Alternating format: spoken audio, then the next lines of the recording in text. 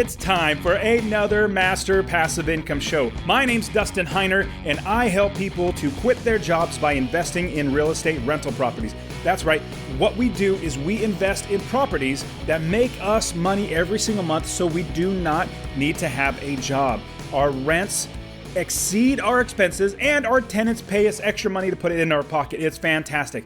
Now, today we're going to be finishing off the series on how to start investing in real estate. There's still so much more to cover, and today we're going to be looking at buying the property, getting it under a contract, getting to a title company, going through the process of having your property manager and contractors and everybody fix up the property, and then getting it leased, and then making money every single month. All right, guys, now let's get started where we finish up this series where we talk about how to start investing in real estate rental properties right now. Let's do this.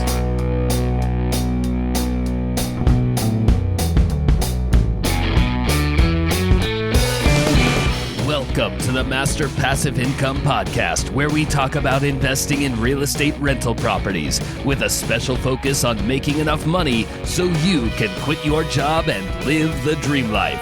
And now, here is your host, Dustin Heiner.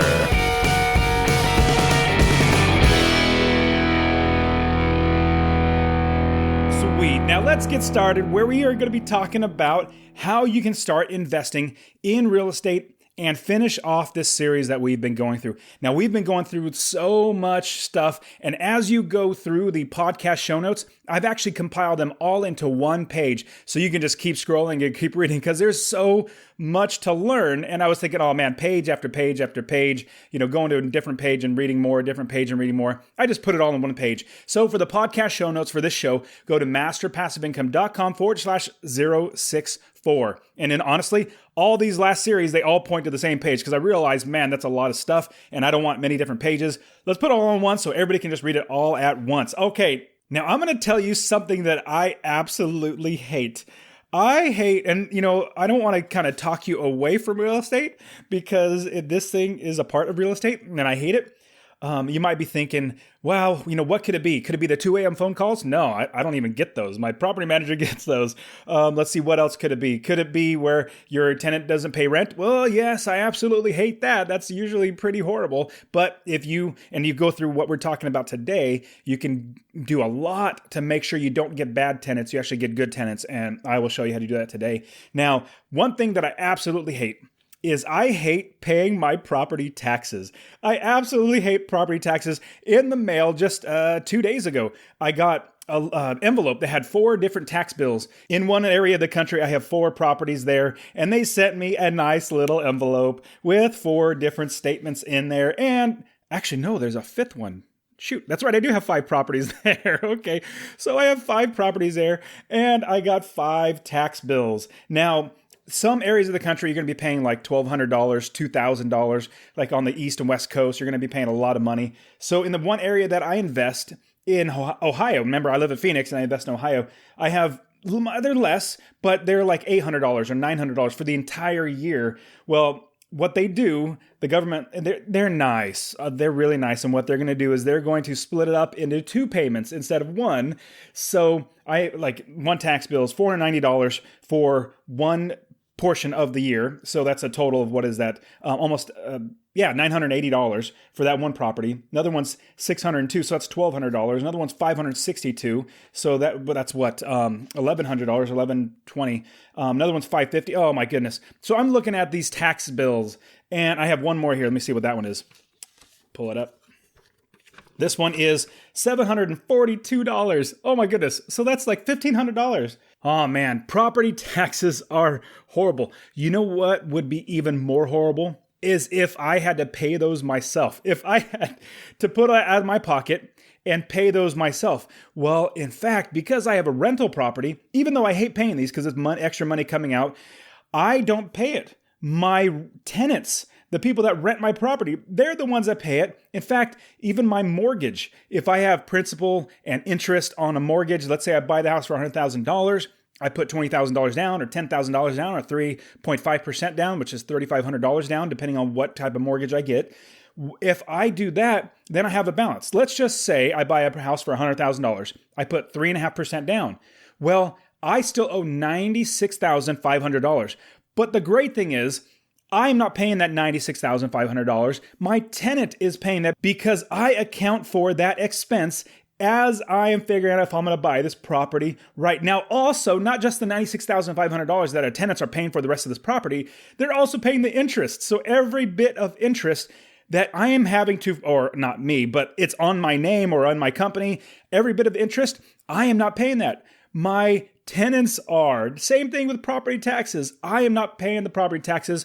My tenants are. Now, the reason why I hate it is because I physically have to pay for it. I physically have to actually write the check, which is rather irritating. You know, I save money every single month from each property to account for this. But, you know, as your bank account grows and grows, you're like, hey, look at all these, you know, I have like 30 plus properties. And so all the property tax money just kind of gets stored up. And then all of a sudden I'm like, yay, I got a lot of money. Oh, shoot, I got to pay these now.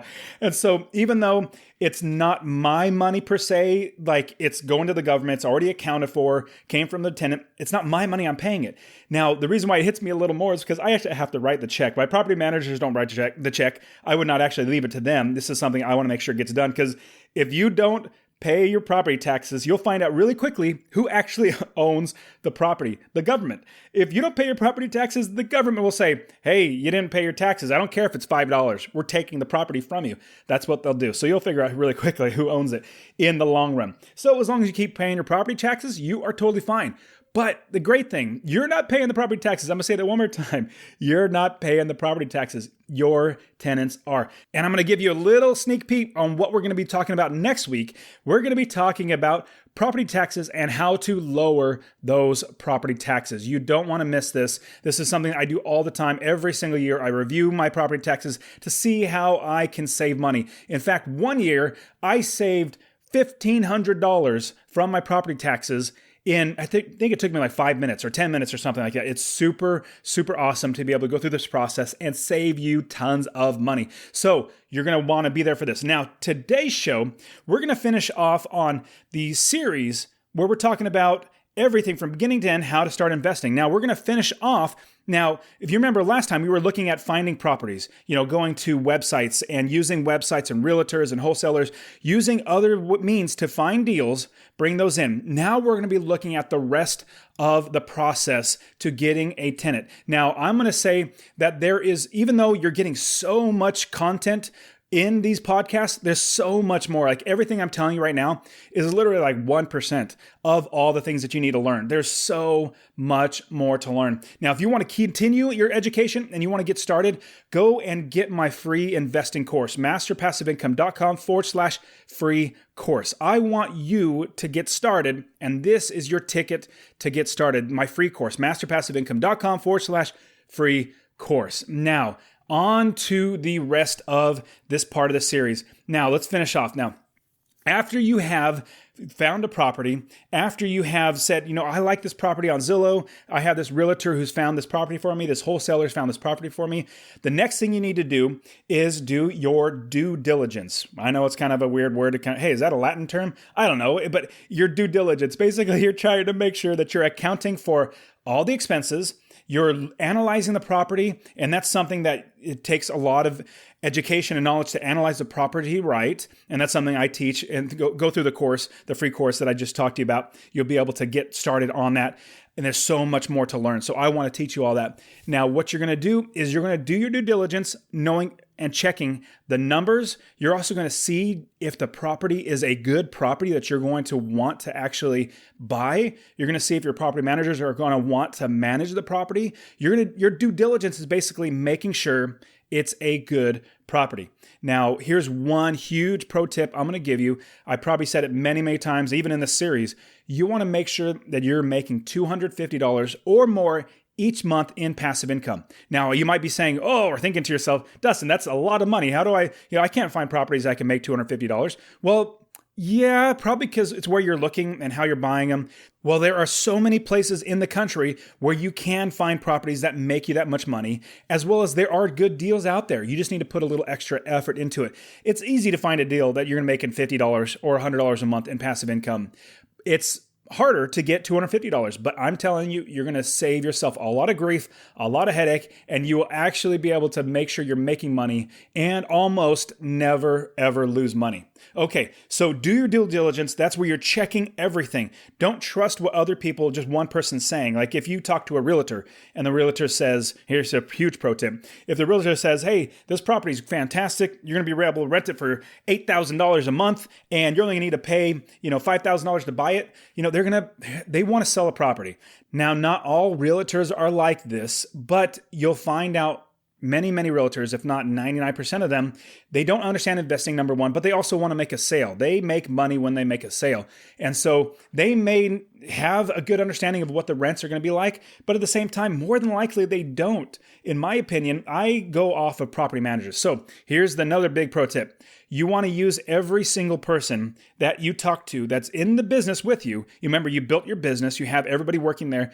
You want to talk to as many people as possible about a particular property, an area, or whatever, and get as much information. Because remember, this is not our backyard. We're trying to invest in another state or, very far away we're not going to drive to. The Bible says, and I love reading the Bible. I read the Bible every day. The Bible says that wisdom comes with many counselors.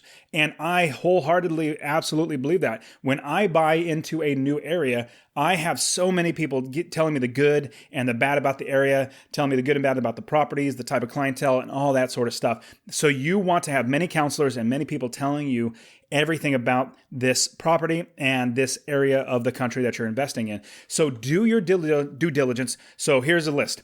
Run the numbers. Definitely run the numbers, making sure that the property is going to make you money every single month. That's number one. Number two, make sure your property manager is okay and has verified the numbers on the property. That make sure that they're okay with actually renting the property. That would be a bummer if you buy the property and the property manager said, no, I don't manage properties there because the crime is so bad that I don't even want to go there. Well, you don't want that type of property.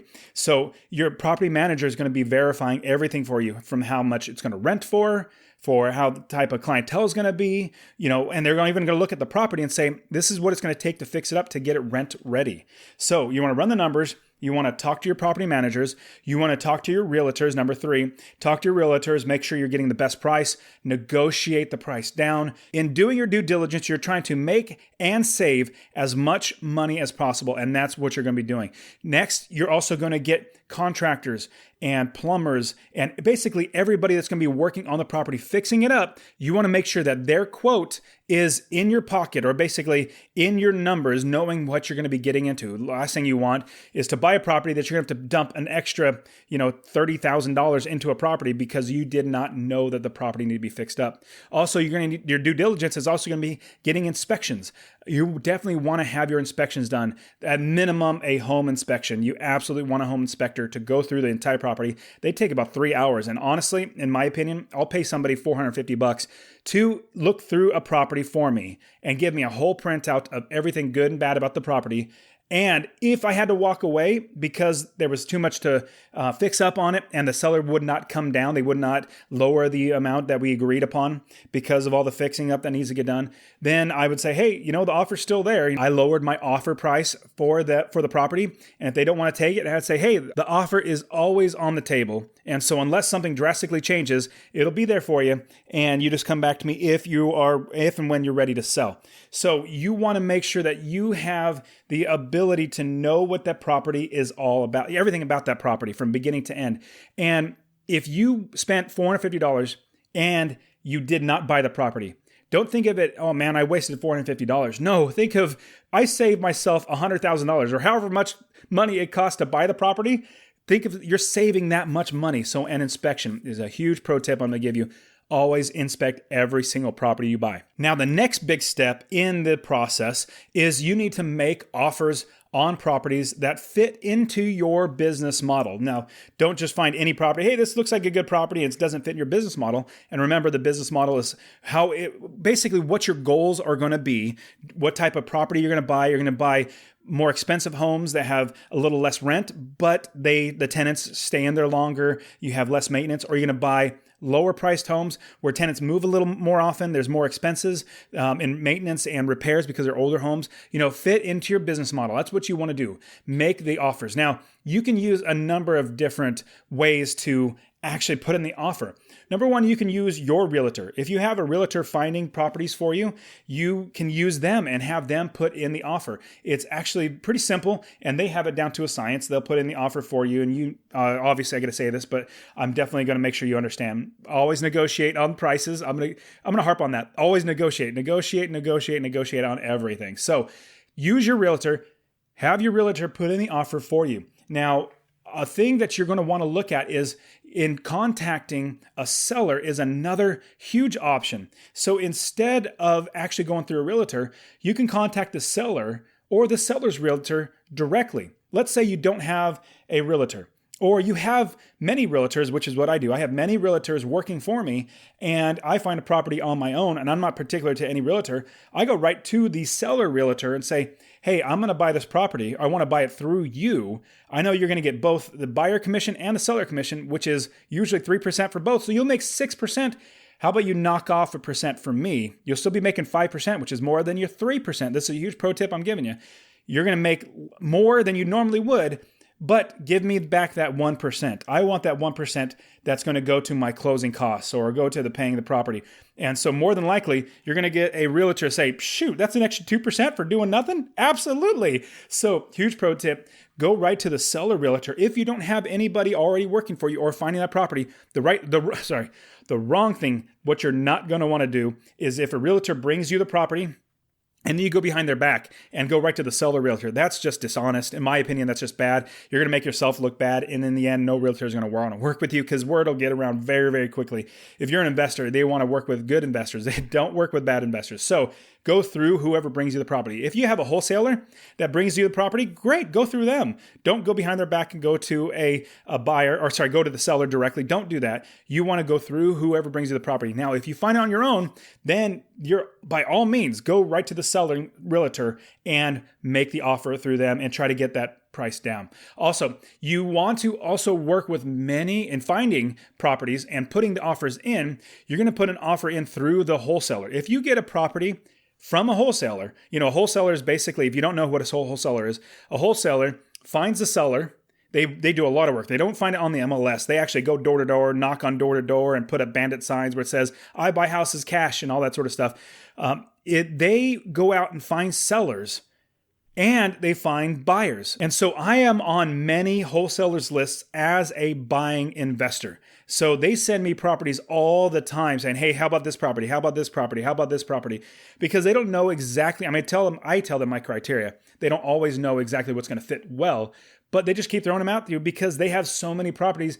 They get paid when they flip a property, basically flip a property to a buyer from a seller. That's when they actually make money. Now, when they don't sell, they don't make money, which is opposite from us as being investors. We make money whether we work or not. They don't. And so they need to constantly be finding new buyers and new sellers. So when you're working with a wholesaler, go through the wholesaler because they have the contract. Like they literally go to the seller and they put the property under contract. They make a contract with the seller, the homeowner of the property, and write on the contract that they will assign it to whomever they want. So me being an investor, they can assign, basically hand the rights over to that contract over to me for whatever reason. It could be that they're really nice and they want to give it to me, or I'm going to pay them, $2,000, $3,000, $5,000, whatever it's worth to them. And so what happens is I pay them a transaction fee. They sign the contract and put it over to me so that now I am the contract owner and I buy the property and we send it to a title company. Now, let's look at what happens after you have a signed contract with a seller. Next up, you want to go to a title company. A title company is a company, basically it's a bunch of people that look at the title of the property. So the title basically is who owns the property. And if there's anybody else that owns it, if there's any liens against it, there's any back taxes and all these things that have encumbrances or things that are locking down that property. If the property owes back taxes, somebody's got to pay it. If you buy a property that has back taxes, you need to pay it unless you get that worked out with the seller. If there's a lien on the property, like if there was some work done on the property and a contractor put a lien on it, basically saying they cannot sell this house until I get my money out of it. They'll wait because it's signed over with the government. The government makes sure that gets taken care of. And so if a property has a $20,000 lien on it and you buy the property, well, then now you own that lien. You have to pay that lien. That has to be paid. So a title company, what they do is they review everything from I don't know how many years, but they go so many years back to see the chain of custody. And the chain of custody is a crucial term. The chain of custody is used by courts and in the law. If anything happened wrong with the title, they're going to look at the chain of custody. Who owned it, then who owned it, then who owned it, then who owned it. And if there's any problems in there, like if it was split up and, a brother-in-law of a brother-in-law of the brother's best friend or something like that had part ownership and nobody knew about it, they will eventually find it. And if they actually had ownership on it and you bought the property without knowing it, you're going to have a lot of work on your hands. Anyways, so go through a title company. I'm telling you all this stuff. And really what it comes down to is just let the title company do the work. They are usually worth their weight in gold. Well, I wouldn't say that so much. However much you're going to pay them, $450, $1,000, whatever it's going to be for them to do the title company search, absolutely well worth paying for that because you're going to be saved in the long run from having unexpected title issues. So here's what you do. You take the contract and you walk right over to the title company. You say, here's the contract. This is the property. I'm buying it. Go. And that's it. And they do all the work and you might say, hey, here's my phone number. Call me when you're ready for me to do anything. And they'll call you up and say, hey, Mr. Heiner, the property's ready for you to sign on it. You got to, have the funds ready or financing ready or whatever. But they do literally all the work. They'll even do the mortgages and all that stuff. They'll take care of everything. So once you have the contract, take it to the title company, done and over with. Now, you want to work with the title company if there's any issues or anything. So that goes without saying, but they're going to do so much work for you, which is fantastic. Now, let's say you bought the property now. You own the property. You went through the entire process with the title company. The next step is to have your property manager or your contractor rehab or fix up or repair the property so that it is, and here's a crucial term, so that it is rent ready. Not that it's the best house on the block. You don't want that. You want it to be on par with every other property. If you overdo a property and you put $10,000 into it when you only needed to put $2,000 into it, that's $8,000 extra dollars in a property that it's not going to raise the value of the rents that much. You might get $25 more, $50 more, even $100 more. Well, it's going to take you 80 months if you raise up the value of the rents by $100. It's going to take you 80 months just to recoup that $8,000 when you didn't need to pay that. Hopefully that makes sense. Don't overdo the property because what's going to happen is you're spending money that you're not going to get back for a very, very long time. So you want to make the property rent ready. Now, you're going to be trusting your property manager because the property manager, they are the ones they know what the clientele want. They know what the other properties are like in that area, and they're the ones doing all the work. So trust what they're saying. If you need to verify, go through with a contractor as well. If you want to talk to plumbers, but hopefully you get into business, and I never get into business with a property manager I don't trust or I don't think, hey, they're going to do a good job. You want to get a good property manager, interview them from the very, very beginning, build your business, interview them well, and select the right ones. And it was great. Recently, actually, it was just like 2 or 3 days ago, I had a coaching call with one of my students. And I know he listens to the show, so he's out there. So, hey, yeah, I'm glad you're listening to the show. But we went through each one of his property managers as well. He said, hey, Dustin, here are the 3 property managers that I'm looking at. And we went through every single one. We went through their contracts. I said, this is what you're looking for. This is what I would do. Oh man, this is what they're saying, or this is what they're charging for. Don't go there. So I walked him through the entire process and showed him which property manager is probably the best one to go to. Now he's going to have to make the decision himself.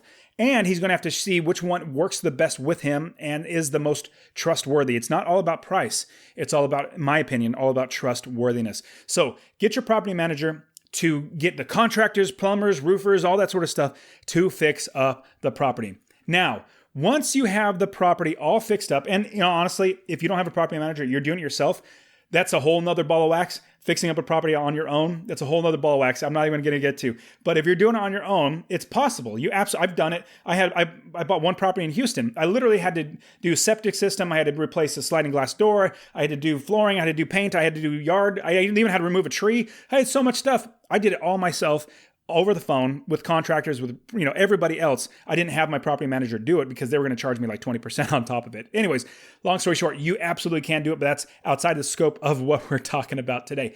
Now, the next step is to find the right tenant for your property. Now, finding a tenant, somebody who breathes and says they have an income, it's easy to find anybody to say that, but to find the right tenant, that is what is going to make or break your business. If you find a tenant that is going to move out right after you put him in there, you're going to be losing money because there's a lot of costs involved with turning over a property. Now, here's what I strongly suggest you do. This is a huge pro tip, but this is also a key point of this entire thing, is run background checks. Absolutely run the background check, run the criminal background check, run the credit background check, run their eviction background check, everything. You want to check everything about them. And so what you want to do is make sure that every single person that's applying, like I would strongly recommend, never, ever, ever, actually I'll say this is a hard, steadfast rule for Master Passive Income, never place any tenant that you do not run a background check on. Wholeheartedly, like that's going to make or break. And I've said this before, and I'll say it many times. I had somebody that wanted to come into my property. The application looked fantastic. Money, evictions, nothing. Like everything looked great on the application. I ran her background check and she had 4 evictions in the last 3 years. And I said, I'm not going to be the 5th eviction in this 3 years or go on to the next 4th year. I know pattern's going to keep going. Like history repeats itself. This person's going to, I don't think they've turned their leaf. So I passed on the person. That's what I want for you to do. Now, if you're managing the property yourself, I strongly want you to use the service, the free service, awesome for you service that I actually use to manage certain properties. So I have many property managers, but I also have properties that I manage myself for many different reasons. So I want you to go to masterpassiveincome.com/cozy, COZY, masterpassiveincome.com/cozy, a fantastic free service for landlords like us. I mean, it's fantastic so much that it has, let me just go through a quick list, and there's many more things that it does. It will list the property for rent for you quickly and easily to like a dozen different areas or websites that's going to be listing your properties. They find tenants for you. They run background checks on there and make the tenants pay for them. They manage the property, or the system manages the properties. All your maintenance requests, all the expenses can be ran through there. All your income, they can pay online. You can communicate to your tenants through Cozy as well. It is fantastic. So go to masterpassiveincome.com/cozy and you will be set up with a free account. It's absolutely fantastic. And the way that they make money is through running background checks. It's a brilliant business model. And so I want you to go there and get started. Now, a big thing when you're working with property managers is they're just like if you're working on your own. If you're working on your own, same thing. If you're managing your own property, you're going to have to pick the right tenant. Now, property managers, what their job is to do is to find a good tenant. Not just find a good tenant, but find a qualified tenant and also verify everything about who they are, what they say, their jobs and all that sort of stuff. And they're going to give you a number one recommendation. Say, hey, this tenant should be, or the potential tenant should be the best one. They're the best one out of all of them. It's your decision if you want to place them or not. And so usually the property manager will come to you and say, hey, are you okay with us renting to this tenant? And through your own business practices and your own business processes, you can see, hey, is this a tenant that I actually want to put in there? But maybe not. If they ran through everything and they think it's a good recommendation, but there's something amiss in you, I personally do not like renting to people who are cohabitating, they're living together like a boyfriend and girlfriend. The big reason why, and it's happened to me basically every single time, they break up. Like within 2 months, they break up, one moves out. And then I'm like, shoot, the one, like the lady moved out and then the dude can't afford the rent by himself. And then I got an eviction. It's just a fact of life. They're going to break up. Now, if they're engaged, that's a little different. If they're married, that's fantastic. You want married couples, in my opinion. You want married couples. Now, we're not discriminating at all, and we're not going to tell them, hey, it's because you're not married. No, we're not going to tell them. It's because their finances do not fit the type of property. So here's the reason why. Boyfriend and girlfriend. The total rent for that property is $1,200.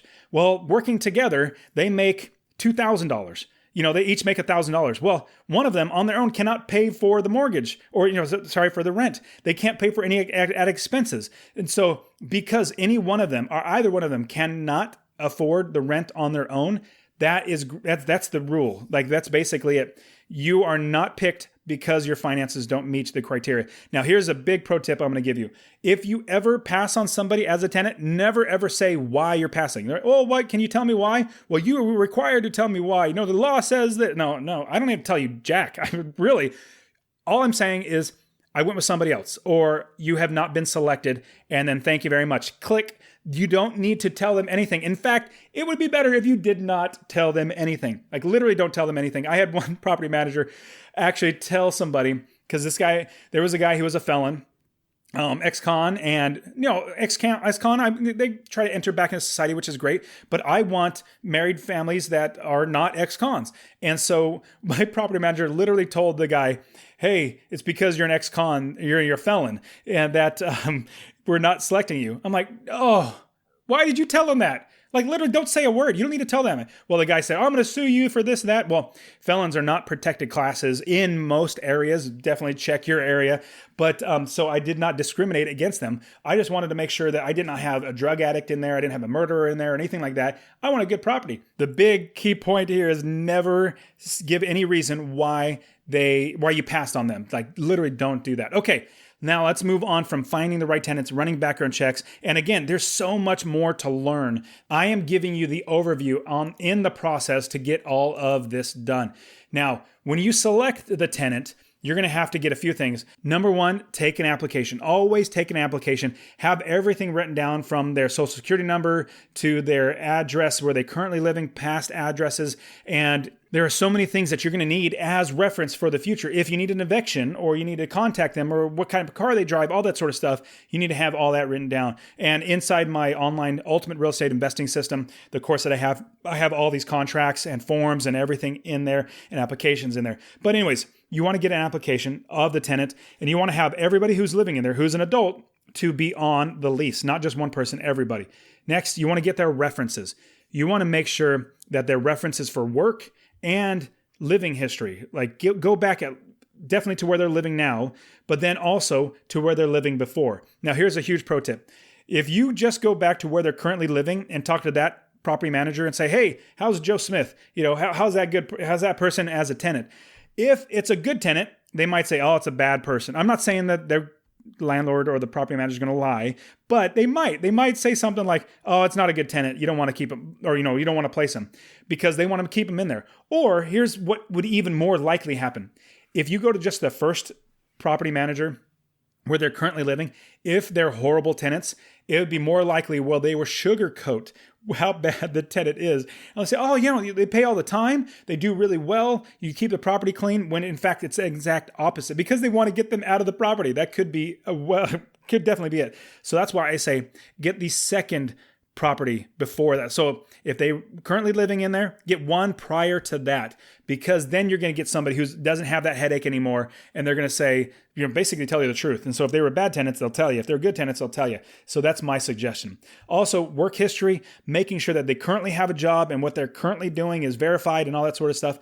Tenant history is like just talked about. You want to make sure, go back at least 2 properties to see where they've lived in the past. Now, here's a huge pro tip. If you are managing the property yourself, and if you're going to be selecting the tenants yourself, what you need to do when you're going to go sign the lease with them, don't have them meet you at the property. Here's a huge pro tip. This is almost like a gangster way of doing it. A gangster, like a good way of being like sly and seeing who and how they are. Go to their house. Say, hey, no, don't worry about it. We won't meet at the property. I'm going to come to your house. I'm right by the area. I'll just come by your house and we'll sign it there. Now, here's what happened. Or it's happening, what you're doing, as this is pretty sly. You're going to see how they're currently living in their current home. They haven't signed that application, they haven't signed the lease yet, so they don't have the property or access to the property. If you walk in there, hey, there's a cockroach, and there's 15 cats, and wow, there's cereal dumped everywhere, and this place is a mess. I could not live in here. Is that the type of tenant you want in your property? Just say, oh man, hey, I need to check something. Let me go back and leave. And then you realize, hey, this is not the type of tenant. So this is a pretty sly way of figuring out if this is a good tenant. It's one extra pro tip giving you. Finding a good tenant is all these great things. And there's so many more things about it. Next, after you find the tenant, let's say this tenant is fantastic. They look great. You visit their house. Everything about it is great. You get them to sign the lease and you get them to pay. Usually it's first month's rent and a security deposit. So your first month's rent and a security deposit. If they have bad credit, you can say, hey, I need you to pay two, like first and last month's rent and a security deposit as well because of your credit. If you want to live in this place, this is what I need. And some people say no. Some people say yes. I've had people pay like twice as much because, not per month, but pay extra in the deposit so that if anything did happen, they knew that because their credit was so bad that they needed to have a little bit more insurance, or I needed more insurance, that they put more money down. So that's another huge pro tip or new option I want to give you. So next is after they sign the lease, you then want to put them into the property by giving them the keys and allowing them access. Now, here is the beautiful thing. The work's done. I know we've had 4 podcast show talking about it, but the work is actually done. And if you go through the process and buy one property, so everything I just talked about, and there's so much more to learn, but anyways, everything I just talked about in these last 4 episodes, you built the business, you bought one property, and you have a property manager, you have a team working. You do that one time, it's a lot of work, but then the next time, it's so much less work. It honestly takes me 3 hours to buy one property and put that into my business. If I wanted to buy another property right now, I can go into that area, whichever area I'm investing in, and find a property. And from that point to once I start looking, I make the decision, okay, I'm gonna look for a property. 3 hours later, I usually have a property said and done in my inventory, in my business, and I have other people doing the work. So I know even though it's been 4 podcasts, it seems like a lot of work or a lot of things. It's super simple, and I love showing people how to do this. So go get your free course, masterpassiveincome.com/free course. And if you're interested in coaching as well, go to masterpassiveincome.com/coaching. I would love to see if you would be a good student, a good potential student that I would work with. I don't accept everybody. There's an application process you got to go through. I'd love to talk to you about it. Hopefully work out where we can start working together and I can coach you through the process as well. All right, guys, this has been a huge, long series talking about how to start investing in real estate, and there is so much more to learn. So stick with me throughout the podcast and read my articles and everything I give out there for free. And if you want to get further coaching and investing tips and education and me walking you through the process, I have that for you as well. Go to masterpassiveincome.com. All right, guys, you've been fantastic. It's been a great series. Hopefully you learned a lot out of it. It's been fantastic. You guys are great. Get out there, start investing, change your life forever. Buy that first property. Let's do this.